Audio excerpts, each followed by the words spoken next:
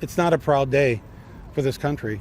How could it be a proud day when a man who was not elected by the people becomes president of the United States?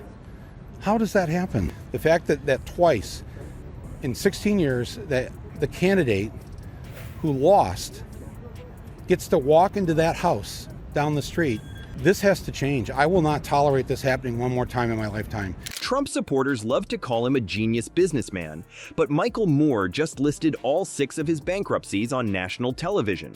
From failed casinos to a fake university, Moore didn't leave a single Trump failure unmentioned in what people are calling a scorched earth takedown. As Trump desperately tries to maintain relevance with $400 sneakers and golden Trump cards, Moore's brutal assessment is finally making some of his supporters question everything. Watch as we break down the moment that has Trump absolutely raging and why this might be the reality check his followers needed. Before we move on, I'd like to ask you a small favor. If you appreciate this content, please take a second to like this video and subscribe to the channel. Over 98% of you watch the videos without subscribing. It costs you nothing, but it makes a huge difference to us. So, did you click the subscribe button? Great, thank you so much. Now back to the video. Ever wonder why Trump gets so mad when people laugh at him instead of with him? It's starting to feel, I don't know, I should say this, it's way too early to talk about 2028 yet. Everybody's thinking about what we're going to do next year. And to think about that we have somebody like Alexandria Ocasio-Cortez to be the voice of, we have 2 full generations now of millennials and Gen Zers, oligarchy versus democracy.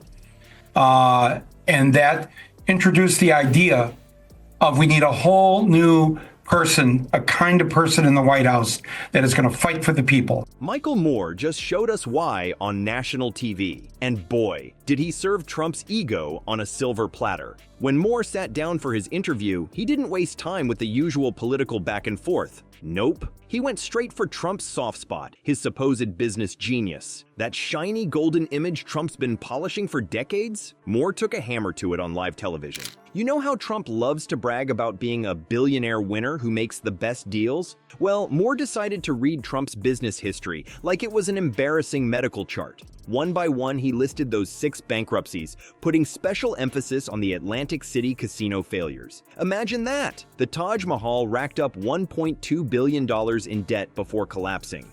And on November 8th, Election Day, although they've lost their jobs, although they've been foreclosed on by the bank, next came the divorce, and now the wife and kids are gone, the car's been repoed, they might be penniless, they might be homeless, they might be over and up, it doesn't matter, because it's equalized on that day. They see that the elites who ruined their lives hate Trump.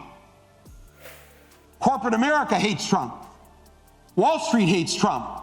The career politicians hate Trump. That's not just a failure. That's a spectacular failure with fireworks and a marching band. But the real kicker came when Moore pointed out that Trump somehow couldn't make money selling steaks in America. Just let that sink in for a minute. As Moore put it, that's like opening a pizza place in New York and going out of business because people just weren't into it. In a country where people eat beef for breakfast, lunch, and dinner, somehow Trump's steaks went belly up. That's not just bad business. That's a special kind of talent. Moore wasn't done there. He moved on to the infamous Trump University, which wasn't a university at all, just an expensive scam that left students with worthless diplomas and empty wallets. The whole thing ended with Trump coughing up a $25 million settlement in November 2016. Not exactly the kind of graduation ceremony students were hoping for. Then Moore connected these past flops to Trump's current desperate money grabs. Have you seen those gold sneakers Trump's hawking for $400? According to Moore, they look like they were designed by a guy who thinks Vegas is a personality trait. Ouch. And let's not forget those bizarre NFTs and other overpriced junk he's pushing on his followers. Tottenham 2, Chelsea 1. Who won that game?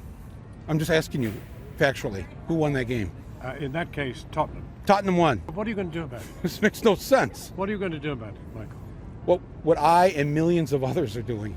We are going to be active every single day. It's like, I don't know, how do you explain this to your viewers in the UK? You know, when whoever has the most points wins, right?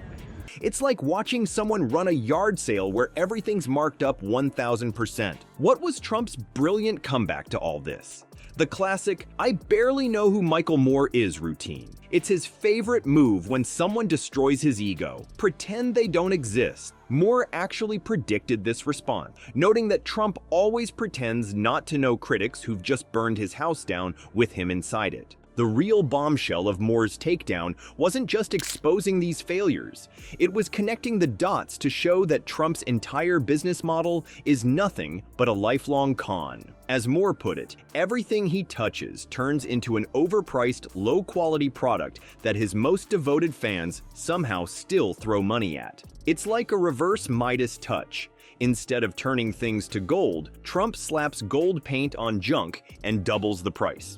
What makes this all so devastating isn't just that Moore exposed Trump's business failures. People that by the millions stayed home on November 5th, and that cost us the election. There's more of us than there are of them.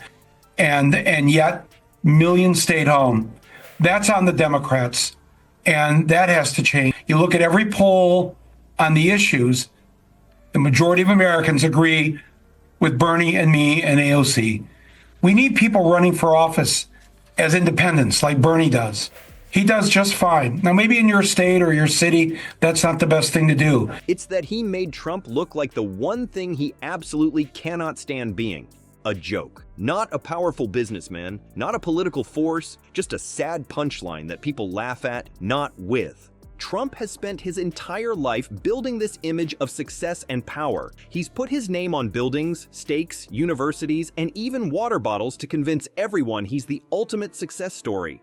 But Moore didn't just crack that image, he shattered it on national television, reducing Trump to what many have long suspected: a guy selling fake gold watches from inside a trench coat. What's crumbling faster than Trump's business empire? His fan base. Recent polls show even his die-hard supporters are starting to get cold feet. Turns out people don't enjoy backing a loser forever. The Donald is reportedly getting all depressed and ghosting friends who dare mention he lost the 2020 election. Poor baby needs a safe space from reality. Michael Moore hit the nail on the head when he compared Trump's fading supporters to Brexit voters who realized they made a huge mistake. As Moore pointed out, these folks are finally figuring out that Trump wasn't going to do a damn thing for them after they voted for him. Surprise, surprise! The saddest part for Grumpy Trumpy? While he's busy selling overpriced garbage to fewer and fewer suckers, his audience, the only thing his fragile ego truly needs, is slipping away. Without applause, what's left of the former president but an empty gold chair?